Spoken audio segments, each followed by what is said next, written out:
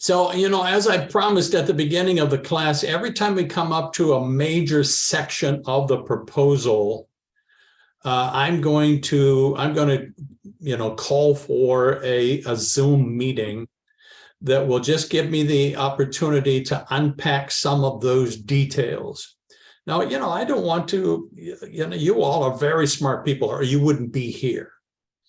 And so I respect your expertise. I respect your intelligence, etc. But I think it's good for me. I would prefer to do everything I can to give you a realistic picture of this journey, of this process, and kind of even be able to tell you, okay, if you go down this road, it's not going to work. At some point in time, you'll be asked to go back and start over. Please don't do that. I'm for you. I'm for you succeeding as easily and as quickly as possible. Maybe it's just me, but I don't like backtracking.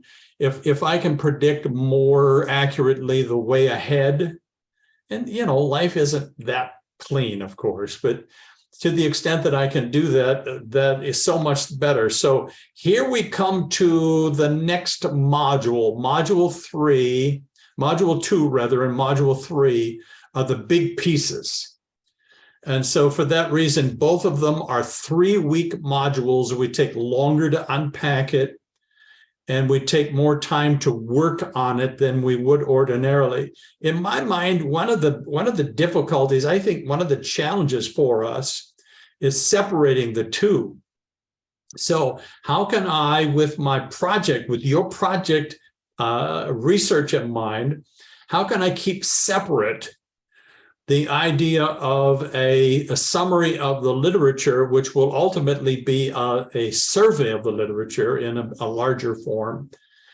And how can I keep that separate from the biblical, theological, and historical foundations, which will become chapter 3? So in other words, both of these pieces are going to end up being huge. I mean, they're the record of your background research that constitutes, as Dr. Flynn would say, the warrant for your ministry project.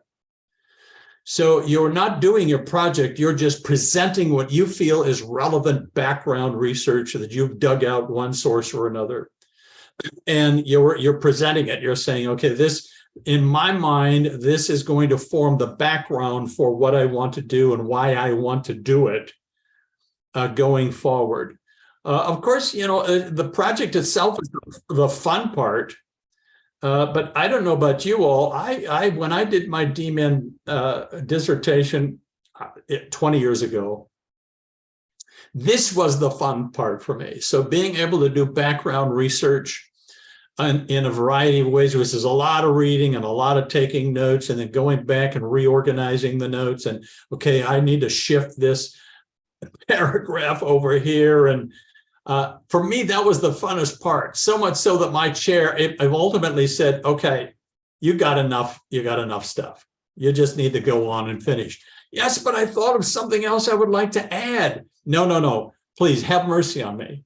You've got enough stuff. You just need to decide that it's good, and you need to go forward and finish. And so I did have mercy, but that's back in the day when our dissertations tended to be 250 pages long, and they're usually not, sometimes, but they're usually not that long now. So I'm going to just unpack this one piece, and that is, I'm moving because my pictures are my screens are in the way. I want to set the stage. Now here, for me, I want to set the stage for your success. So one of the things I wanted to do was to gather all the resources in one place that might be relevant to you in this process. And so although I don't see your screens anymore, I see a little note says Frederick raised his hand. Is that true, Frederick? You got a hand up? Yes, I had a question. Yeah. In the dissertations that I've pulled, I had printed them all out just because I like to hold something in my hand and make notes to be able to know where I went to. Yeah. And the average dissertation that I'm pulling is 200+ pages. So what is there a difference between like a PhD dissertation versus a DMin dissertation, or in terms of page length? Yeah, big time. All the two dissertations are very, very different. Last time when we were together, did we just have a conversation about the difference between the DMin process and the PhD process? I think we briefly went through it. Very briefly. Well, of course, you know, a PhD research is it's a pure research, which means you're testing theory, and usually, in fact, a specific hypothesis inside of a theory.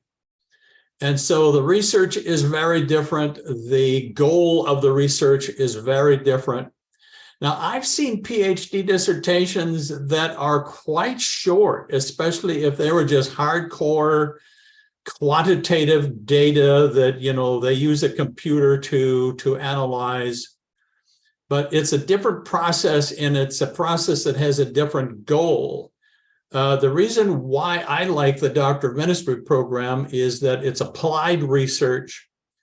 It has as its goal making a practical contribution to a real life situation. And so I remember reading one PhD dissertation that basically was testing a theory and, you know, crunched all the numbers with a computer. And at the very end of it, the conclusion was, my conclusion is that this hypothesis is false. End of the dissertation. When I said, well, okay, that doesn't excite me that much. I don't know what it contributed to real life. And I said, no, it's valid research. If you can prove that this hypothesis does not work, that chances are it's completely false, then that adds to the data, it adds to the scholarly literature, et cetera. So a DMin dissertation is very different. Now, DMin dissertation can be wordier. So again, what Dr. Flynn would say is it should be, as a rule of thumb, 125 pages, not counting front and back matter. But you have to realize, for instance, if you designed a curriculum, that's going to be an appendix. And that curriculum could be 30 pages long. So if you look at the entire package, it could easily be 200 pages. So if you know, our rule of thumb, and oftentimes they're more, I've only had one or two that were 125 pages, most were more. If the rule of thumb is 125 pages, not counting front and back matter, it could be, you know, 200 pages.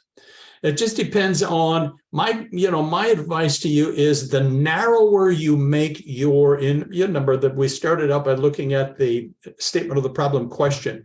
The narrower you make your research question, the research focus, the less work you end up having to do. But if it's broader and you have to do more background research, chapters 2 and 3, then you need to test a couple of things and not just one. Then it's going to take longer, it's going to be longer, et cetera. That's why I like my encouragement in the 897 experience is to try to help you to keep it simple as possible. Not that I think you're lazy. I know you're not lazy, but why do more work than is necessary? So that's just kind of my view. Resources, I put most of these in one folder so you don't have to search for them.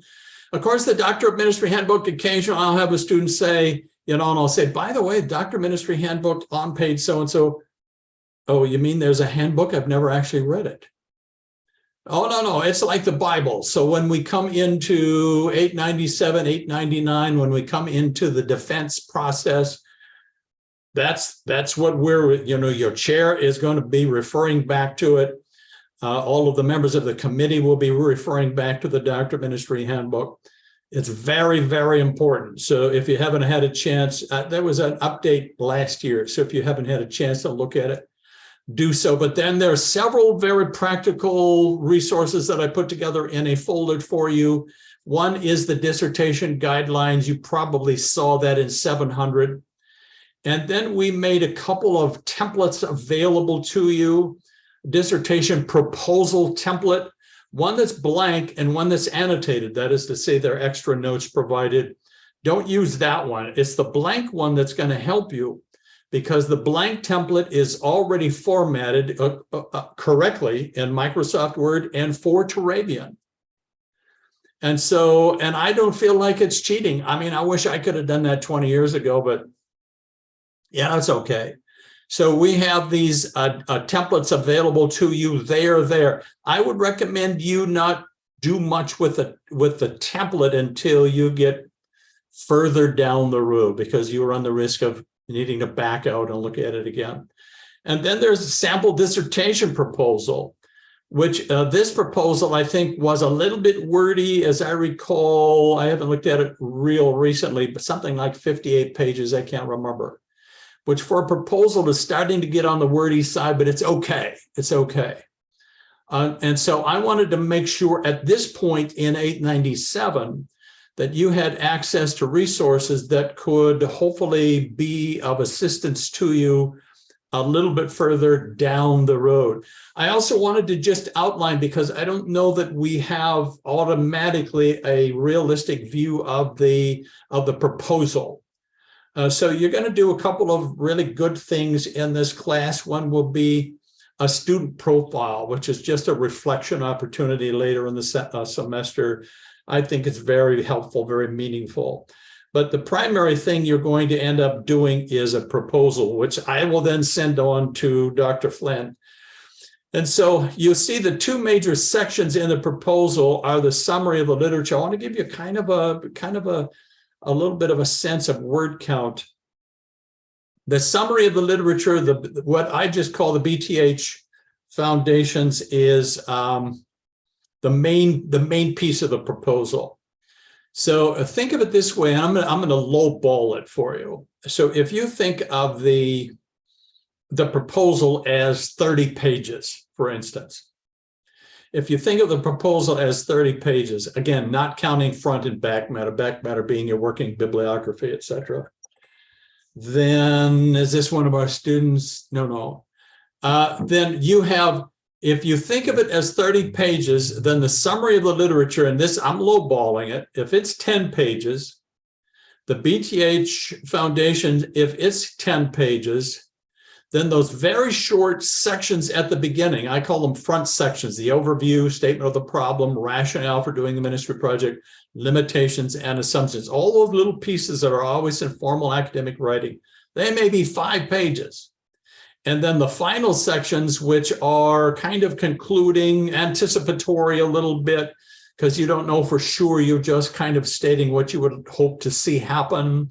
Those back sections would be methods for analyzing the problem, results and contributions, evaluation. That's all going to end up being chapters 4 and 5. And again, you don't really know what that's going to be, but you have some ideas of what you would like it to be. And then there's a summary of the whole proposal, and then a timeline, which again, nobody's going to hold your feet to the fire. It gives Dr. Flynn a sense of whether or not you have a realistic view of how long it's going to take. And then the working bibliography. So that last would also be 5 pages. So that's why we start by saying, okay, let's really work at getting the summary of the literature the way you want it. And then let's really work at the BTH foundation section the way that you want it going forward, knowing that they will be chapter 2 and chapter 3. And then at the end, you can move in and you can kind of fill in those front sections, and you can fill in the back sections. None of those are just, maybe each one is just a couple of paragraphs. And it's not that difficult. Once you have that central portion done, finishing your proposal is not that difficult. So I don't want to minimize. It's important. But you all are excellent researchers, you're excellent writers, or you wouldn't have come this far. And so I want you to know that once we get done with the summary of the literature and the BTH foundations, you are most of the way there. Now, I have to tell you, for me personally, and I have taught this class with Dr. Cavallero. I don't know if any of you have had the privilege of having Dr. Cavallero as an instructor. I taught it with Dr. Fretwell, who is just a fantastic young guy. I don't know that he wants you to know, but he just announced his resignation. He's taking on a big big time global position in another organization. Matt is just fantastic. My tendency is when it comes to these big pieces, summary, BTH, that I'm going to come in immediately and just give you probably more feedback than you want. I mean, right away. So when we're in module 2, I'm going to say, okay, I want to give each of the students as much feedback as I can so that I'm confident that this section now is done. And all you will have to do at the end is copy and paste it. Rather than waiting to the end to do that, and now we have the frustration of, oh, gee whiz, I need to do what for the formatting, or I need to make sure I have some additional material, and waiting to the end is, I think, not a good idea. And in my experience, if somebody gets stuck in the DMin process, it's right here in 897. You know, of course, some people, you know, we've had a couple of COVID situations. Julie was just wiped out with COVID last semester. But usually, if students will stay, you know, stay the course, keep the focus, etc., work the system, work the rhythm of the 897 experience, you should have no difficulty finishing. And that means 899, that means a chair, that means the HSR process, everything that follows after. So I just kind of wanted to do that in general. So the core of the proposal is the summary of the literature, 3 weeks long. It ultimately becomes chapter 2. Now, I have to tell you, I didn't want to tell all of you together, but I think it's okay. I've had a conversation with Dr. Flynn, who's the director, of course. Dr. Flynn, you know, designed the DMin program. He's the guy at the end. He's the new guy for the HSR process as well. So you got Dr. Flynn right through. I had a conversation with him and I said, okay, what about the students who you had in PMIN897 who really worked on what he would consider and I would consider a preliminary review of the literature. In other words, more in the direction of chapter 2. So instead of a 10 to 12 page summary, you maybe have 25, 26 pages. He said if you did that for him, he would prefer that you take a fresh look at it, see whether or not you want to polish it a little bit, and then insert that whole thing in your proposal. Which means the proposal, that section will be longer than it usually is, but it's okay. He's just kind of, because we're doing this for him.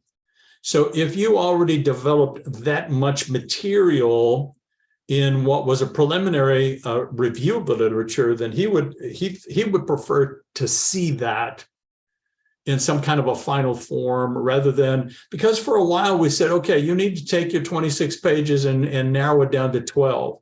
Well, that could be hard since you've already did a lot of that work. So I appreciated Dr. Flynn clarifying that. And so that's coming. 3 weeks, we'll do that together. 3 weeks, the Biblical, Theological, Historical Foundations, Module 3, which will lead to Chapter 3 in the dissertation. I find both in the proposal and in the dissertation, Chapter 3 to be the most challenging. And you wouldn't think so. I guess, I don't know, maybe I'm naive, but I don't think you would think so. But it really does end up, you know, we'll really hit that hard together. But it begins with our process in module 2 when it comes to organizing your notes.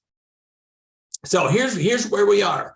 Week 3 is all about reviewing your research notes. You've been reading, taking notes, all kinds of copious notes. Now you need to go through and review them and begin to organize them, because you're going to have to separate out notes that you have taken that are from the literature, both the discipline-specific literature and the cross-disciplinary literature. You just kind of put them all in one pile. And then you're going to separate out anything that has to do with biblical studies, Christian theology, or church history, put them in separate out. That's really your job this week. Now I think it's a fun job, but I think it is a job. I mean, it's labor intensive unless you have been organizing your notes. Some doctoral students know that they need to make sure that they have an appropriate software that will enable them to organize notes as they take them. And so if you have not been doing that, if you've not been using a research software package that has enabled you to research, to organize your notes ongoing, it's hard to, go back and do that. But this is your task in week 3. Mr. Frederick.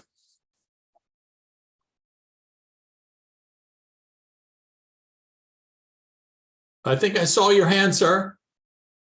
Sorry about that. I was on mute.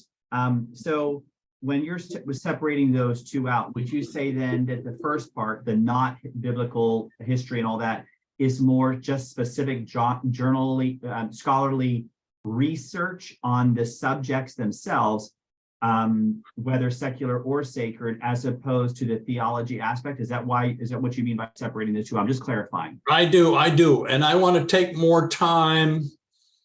To unpack that a little bit, because you all, it's okay to realize that when you're done and you have a published doctoral dissertation, it maybe wasn't your intent, but you will be a recognized scholar. So it seems, a lot of leaders, pastoral leaders, etc., who do a doctor of ministry, a project, and research, they're not out to prove themselves to be a scholar. Like if you're doing a PhD, that's what you want to end up being. You want to be a recognized scholar. But whether or not that was your goal coming into this doctoral program, by the time you're done, you will be. And as a result, you will have teaching credentials. Not everybody realizes that. I mean, I've been teaching for a long time, just with a doctor of ministry degree. So you will have the ability to move into a professorial kind of a track. You will be a scholar. And so being able to understand some of those purely academic elements ends up being important for that reason. So Chapter 2 of the dissertation, which is summarized in the proposal, is all about reporting the scholarly literature. Chapter 3 then broadens out. I think we should be able to enjoy that almost more in a sense, but it broadens out into the 3 big areas. So when we get to Module 3, it's really important for us to see, okay, why this is unique to a DMin dissertation. Why do we have a DMin dissertation then just pauses and focuses entirely on biblical studies? We want to know that you can do exegesis. On Christian theology, we want to know that you're familiar with a range of theology when it comes to background information for you, and church history, including both ancient and recent. Why are we asking you to do that? What's the very nature of the Doctor of Ministry program?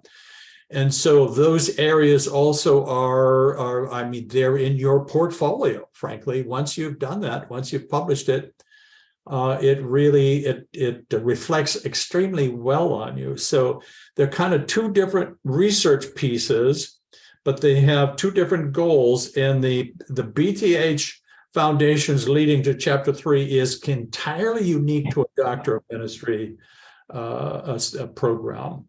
And so, again, I think you all no doubt are going to do extremely well. If there's ever some kind of a challenge and it's, okay, let's go back and look at this again, it ends up being, okay, now I've got to separate out biblical studies and Christian theology and church history. Now that's getting a little more, but that's our sweet spot. So we just have to realize that that's another whole kind of research that we're all doing for the dissertation. I think I saw Kyle. Kyle, Yes, did you have your hand up, Kyle?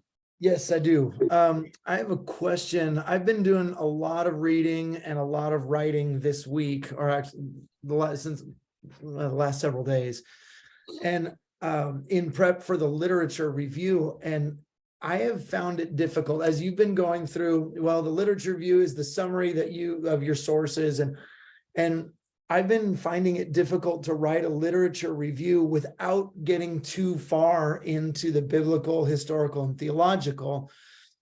And so I'm wondering, when we're writing the lit review, is it supposed to be, I don't know, maybe only about 10 pages long for the nearly 20 sources that we have, and it is just a few sentences on each of them? Or do we have to give a little bit of background as to why we're choosing the books that and articles that we're choosing? Now, the background is always good, Kyle, because they constitute, what's important in your dissertation writing overall is to have really good introductory and concluding statements at the beginning and end of every section of a chapter, and to have some good transitional sentences along the way.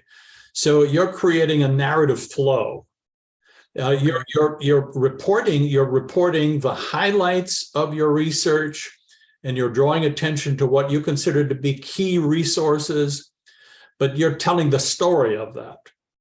Right. And so, yeah, go ahead, Kyle. I was writing something, and out of the reading that I was doing with some of the classic spiritual formation people, Thomas à Kempis, and even guys like Tozer, and just good stuff.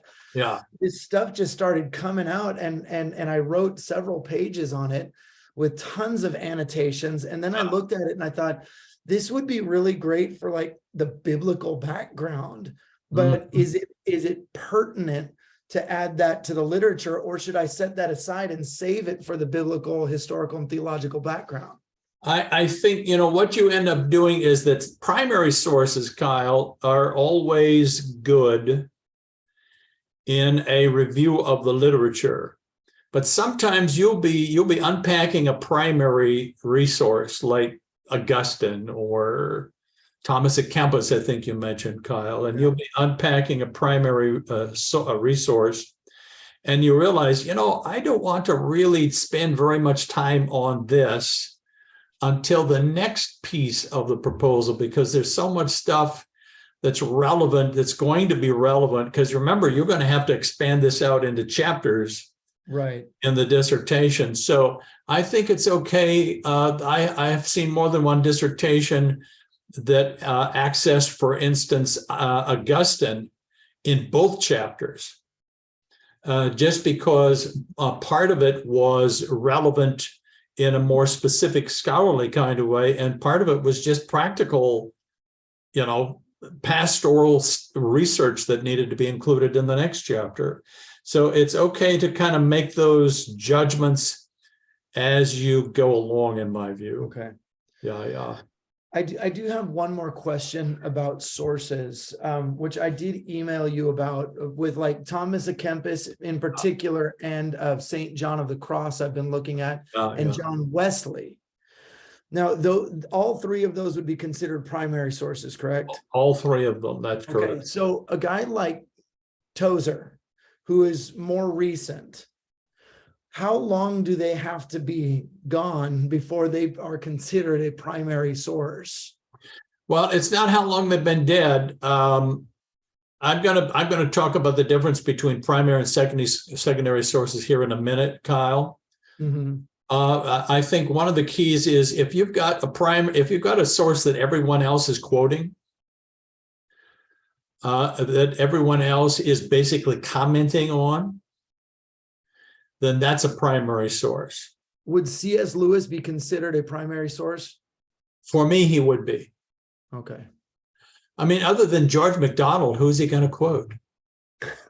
Right. I mean, he's the guy. I find everyone quotes C.S. Lewis. So if you're talking about Tim Keller or N.T. Wright, it doesn't matter who you're talking about, they're quoting C.S. Lewis. So yeah, for me, that would make that raises him to a new level of authority, which is going to lend weight to my research. So would Dallas Willard be in that category? I would think so, but I have a prejudice when it comes to Dallas Willard. Right. I just think he is that important. And it's hard to listen to a spiritual formation podcast now without realizing before very long that all they're saying is based on what they learned from Dallas Willard. I totally agree. And what about N.T. Wright? N.T. Wright, you're talking about two of the guys that I live and die with. So yes, N.T. Wright, absolutely right. Okay. So Mhm.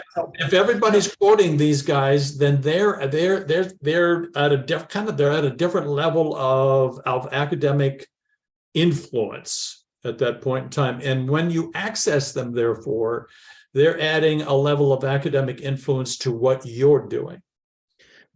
Now, I don't bring this name up because of any family heritage, but what about a guy like Jack Hayford, who is widely quoted, but not necessarily considered, an academic, Yeah. but he is widely quoted around the world. What would you think about something like that? I would say Pastor Jack for chapter 3. One of the reasons why I say that is that I find students have difficulty getting enough material. The biblical material, I mean, that's okay. We got 66 books. But I find students have some difficulty of really, okay, what am I going to do with theology? I need to really find a way to do that. And what I'm going to do with church history. And pastoral theology is theology. Right. And so if you've got somebody who is a recognized, not just an expert, but a recognized influencer, not using it in the YouTube sense, like Pastor Jack, I think I'd let him shine in the, going to end up having a theological foundation piece. I'd let him shine there. And I think you'll be happy you did that, because then you won't have to scratch your head and wonder, okay, where I need to get more theology, where I'm going to get it.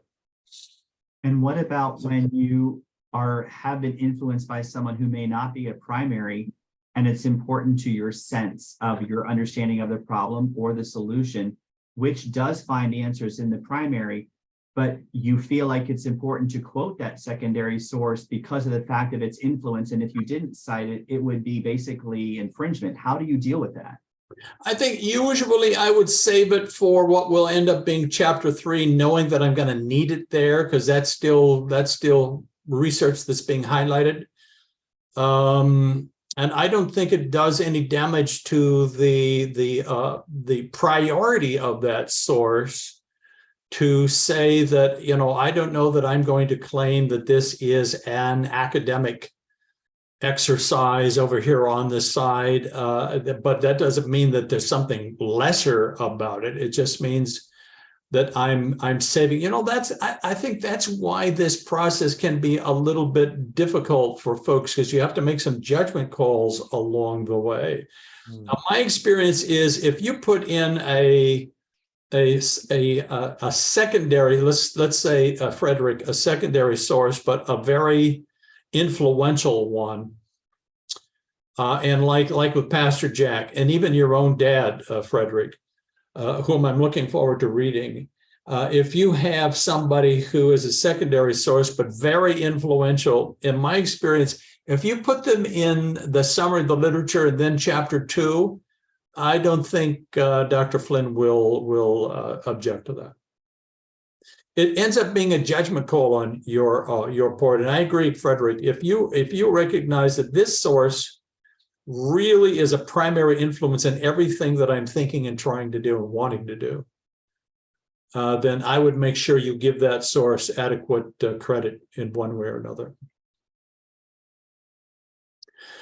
Chapter 4 is the summary of the literature outline. It's simply true that formal academic writing is very, very structured. It's very dependent on outlines. Now, if that helps you, then that's great. If you're a creative writer and you just like to put your fingers down on the keyboard and let the good times roll, this process can really be frustrating, because, okay, you notice that every formal academic piece, no matter what it is, if it's a peer-reviewed journal article, it's a dissertation, they all have the same structure. So you're wondering, none of these people have any creativity? No, they do.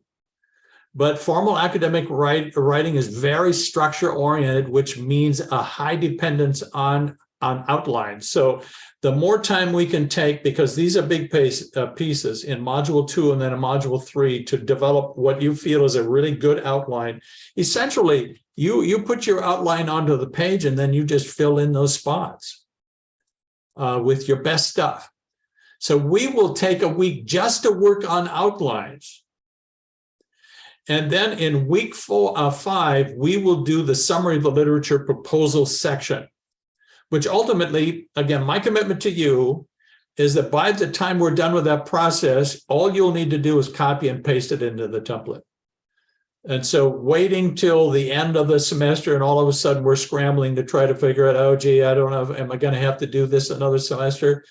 I would rather not do that.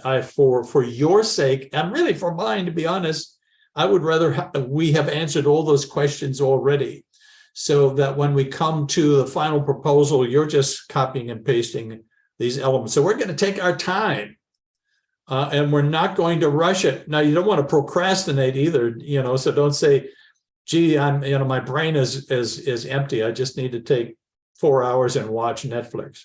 Well, that's not a good idea either, so, and most of you are too busy. You would never do that anyway. So, summary of the literature outline. If I can anticipate, because again, tonight we're doing this whole module 2.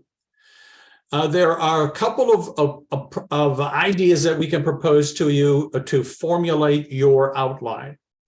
So one is an outline map. And this is something that Dr. Diane Chandler did. And it's really an adaptation of something from Cresswell's text.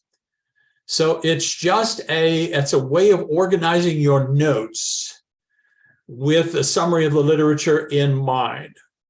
And so it exists, that element will be available for you under course resources. You literally can treat it like a template. You can download it and fill in the spots, fill in the spaces.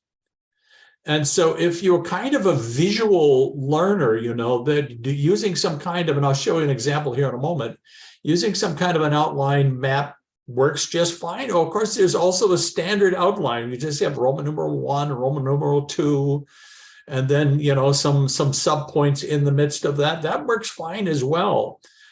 So there are a couple of things, and I wanted to make sure in course resources that I gave you both the template for the map as well as an example, a sample of what it might look like. Again, for me, the outlining process is very, very good. And once you feel like you've got a good outline, then you don't have long to go after that to finish your work.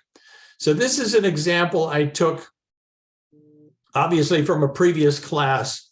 So when you look at the literature review map, at the top, there'll just be a blank boxes, and at the top, you just write in your statement of the problem question.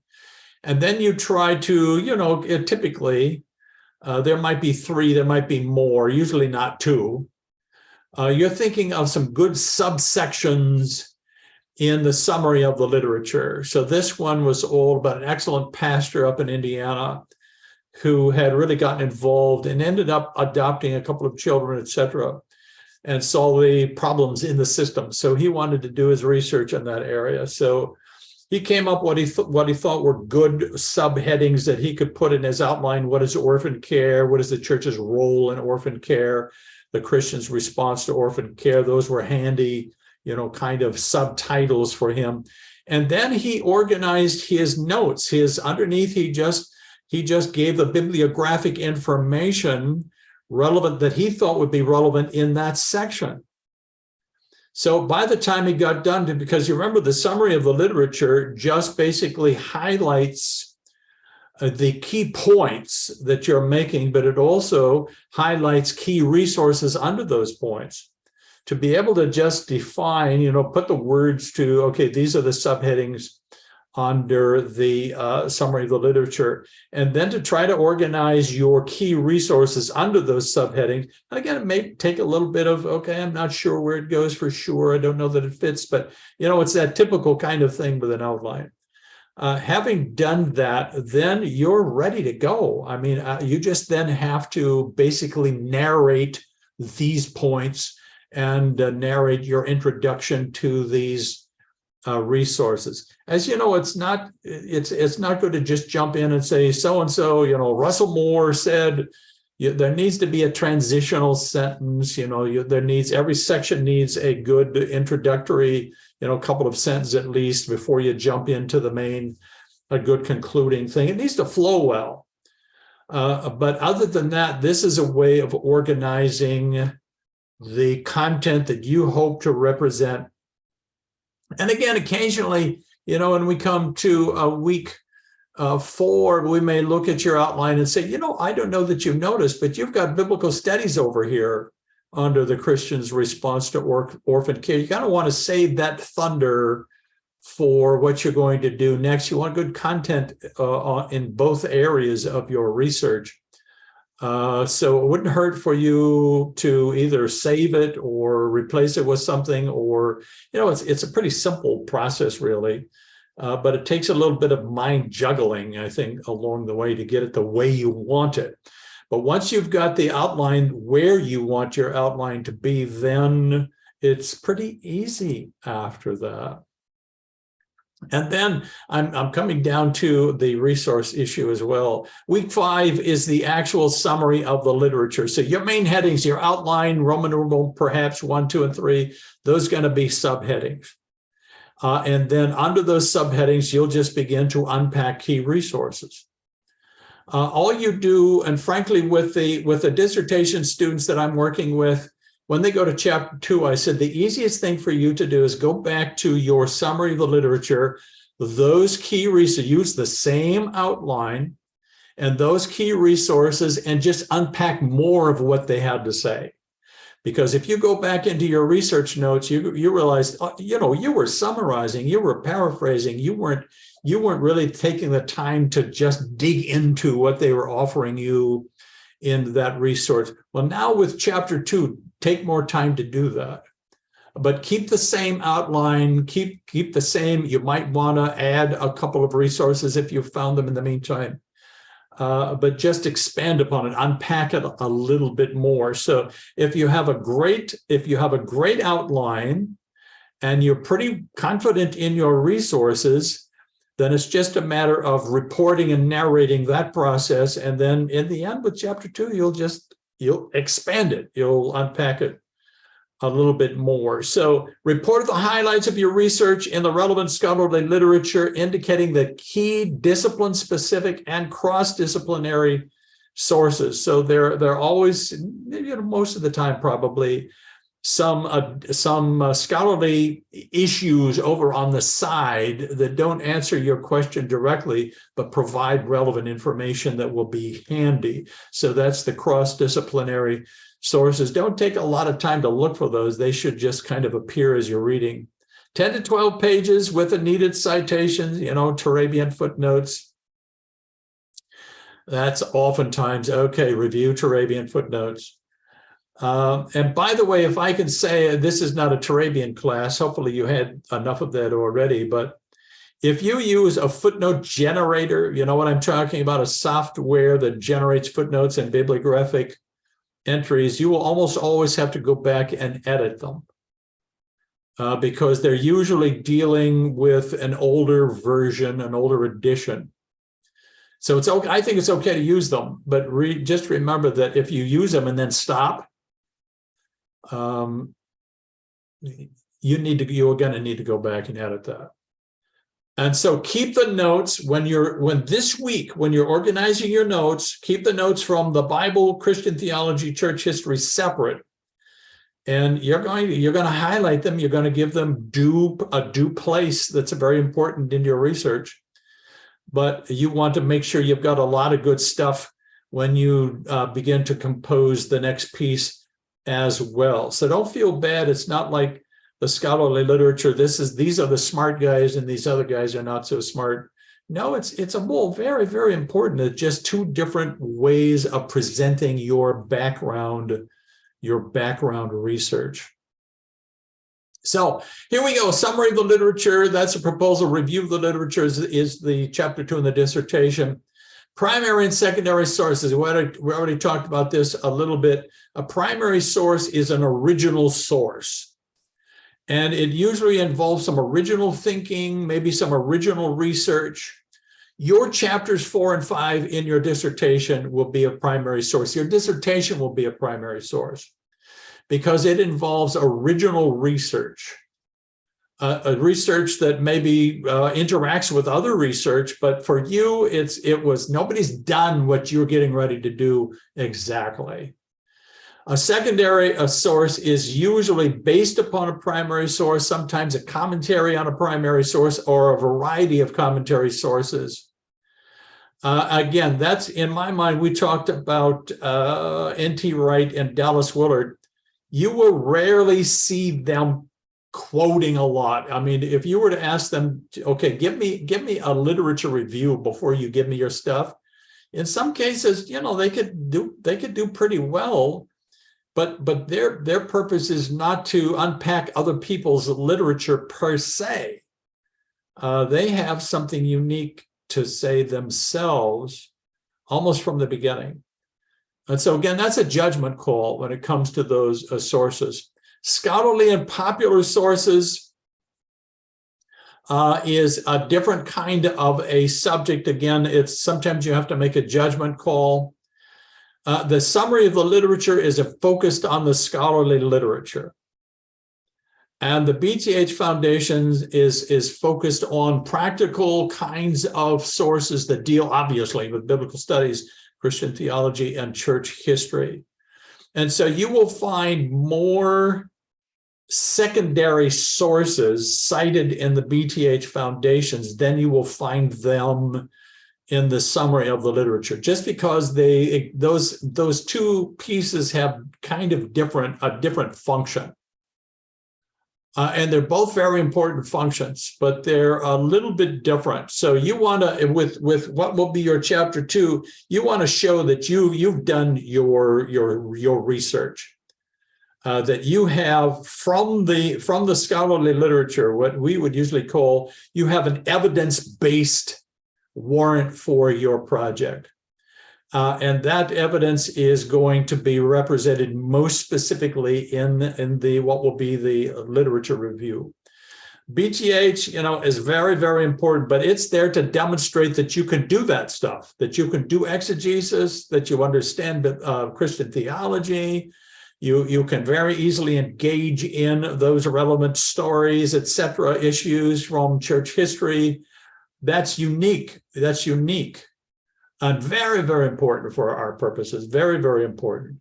So there are two pieces of research, background research, that have their own significance, but are a little bit differently focused.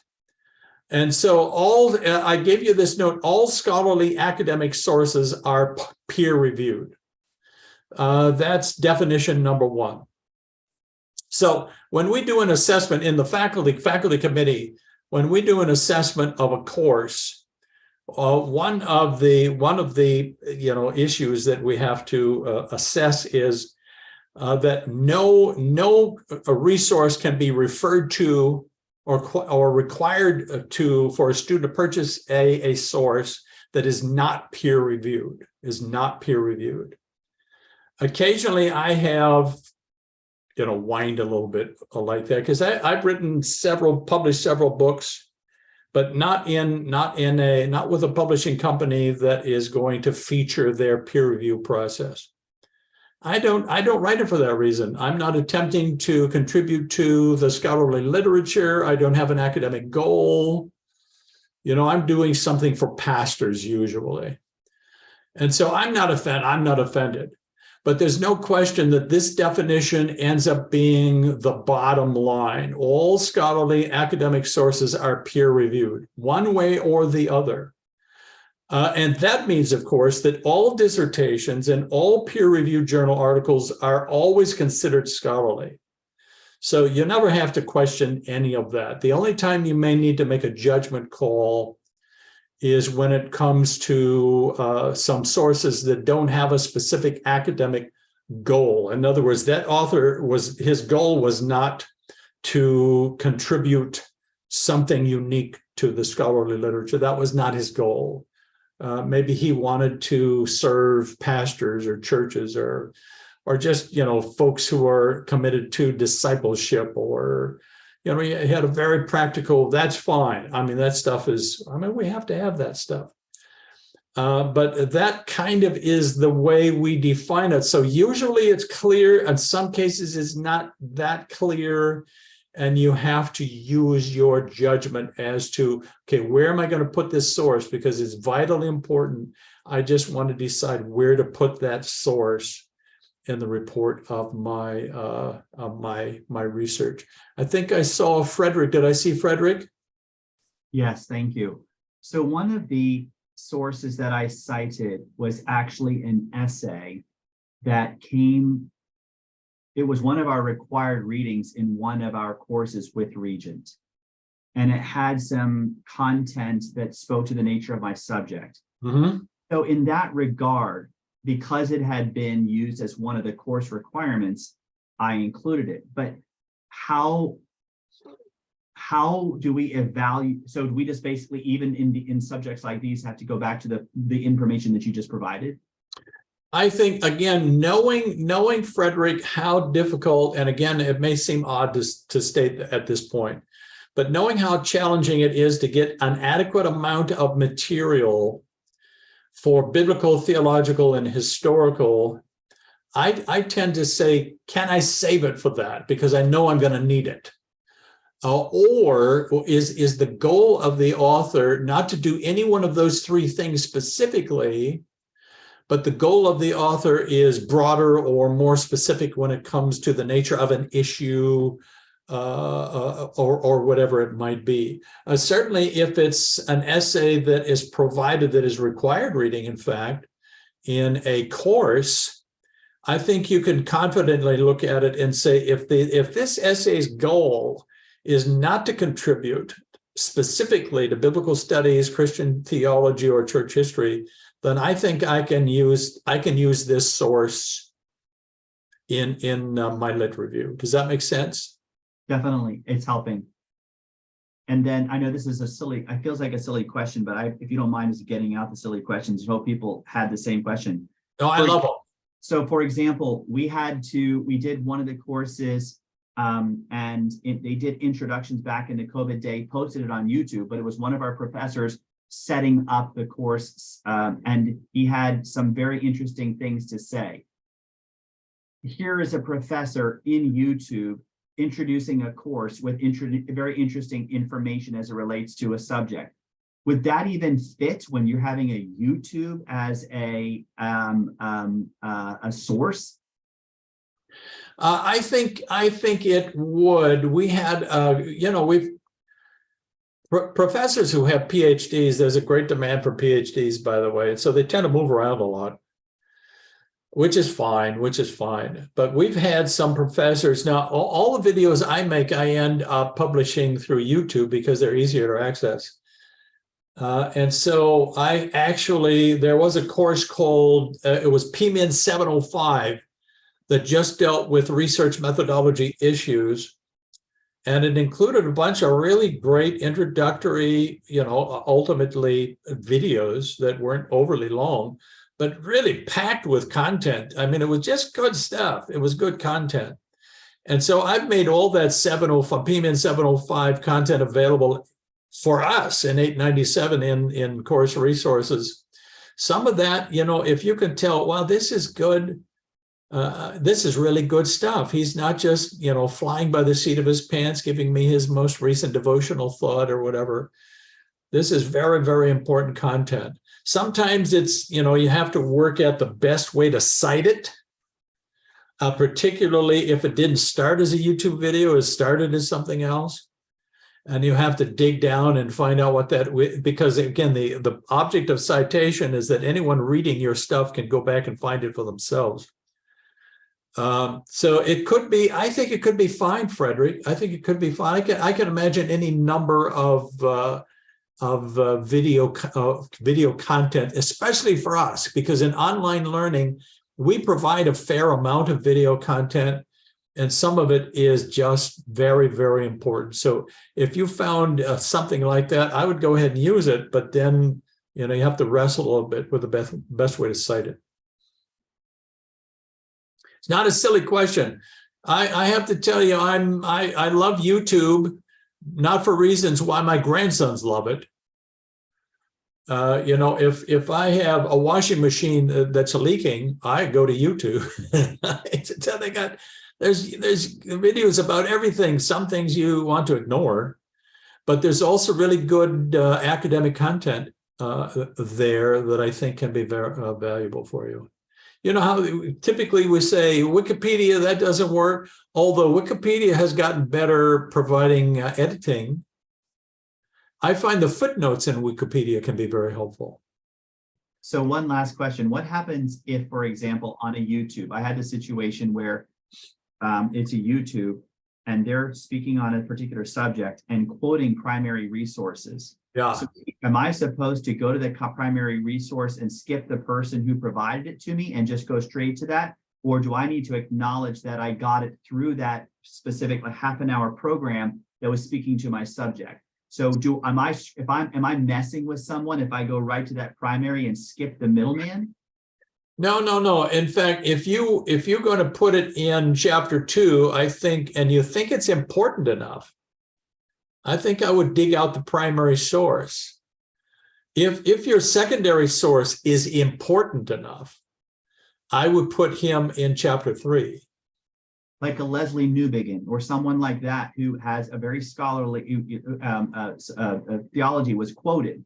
Yeah. And so here, do I just go straight to his book, or do I go to the guy who's quoting Leslie Newbigin and say, and this is the context for which it was given? And that's where I'm coming from. I think if it's Leslie Newbigin in the YouTube video, then I would consider it a valid scholarly source. If somebody's quoting him, and I think the quote is important enough, I would find the original source and use it. Unless he's like your uncle or somebody, you don't want to offend him, you know. So. Or my dad. Or your dad. Your dad. Lord help, no.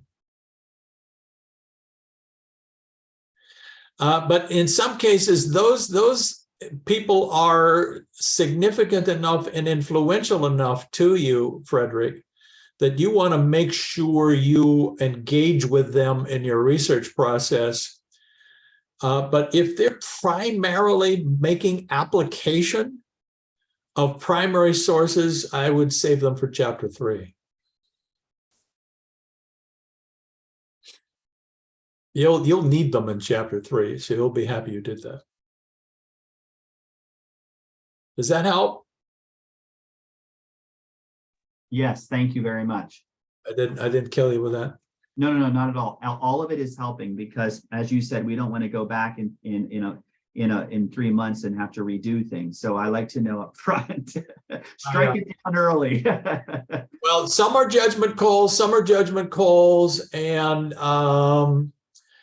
it's also will be then a judgment call not only for you all, but for Dr. Flynn, and then it will be a judgment call for your chair. I know that's a process. You know, it's frustrating for doctoral students to realize that in the end, I'm just going to have to do what my chair tells me to do. But, you know, all the guys and girls, our faculty just has a wonderful attitude, quite frankly, to the process. So we know that we're there to serve our students, and we're going to do everything we can to help you successfully get across the finish line. However, you have to appreciate for Dr. Flynn, he realizes that once a signed copy of this dissertation is published, it's the property, first of all, of the School of Divinity, and it represents the scholarship that is in the School of Divinity and the ability of our faculty to train recognized scholars and practitioners. And so at the very end, it gets a little more picky. So I find that the pickier we are without expecting a perfection, because listen, guys, in 897, I'm not going to expect perfection. At some point in time, I'm going to stop saying, okay, you still got a lot of footnotes that don't have a period at the end. I'm just going to say, you know what, I think what we've got is great. I think you've done some really good work. And I'm just telling you, before it passes mustard at the end, it's going to have to be perfect. but we're not expecting perfection at the end of 897. So take a deep breath and take a nap or whatever you need to do, because I think we're going to be fine. We're going to accomplish our goals for what we're doing, and then it's off to the races after that. So there's kind of this developmental process that goes all the way up to, okay, once it's published in ProQuest, then that's it. That's an official document of the School of Divinity. People are going to research your dissertation. They're going to call your dissertation up, and they're going to quote you as a primary source. And so it's important. But in 897, we're not going for perfection. We're going for preparation. And so if you can feel fairly confident that, I can do this, I can go forward, I can write dissertation chapters, I can do a great job with a ministry project, then we're going to be happy with that. We're going to be happy with that. So my friends, any other questions that I can help you with before, because it's getting late in Virginia and in South Florida? Are there any other questions that I can help you with tonight? How are you all doing? Are you worn out? No, sir, I'm raring to go. All right, my friend, I'm going to stop sharing because I want to see your lovely faces again. Glorstein made it home. You made it home. I made it home, yes. Safe and sound. Kirsten, are you there? I'm just now seeing you.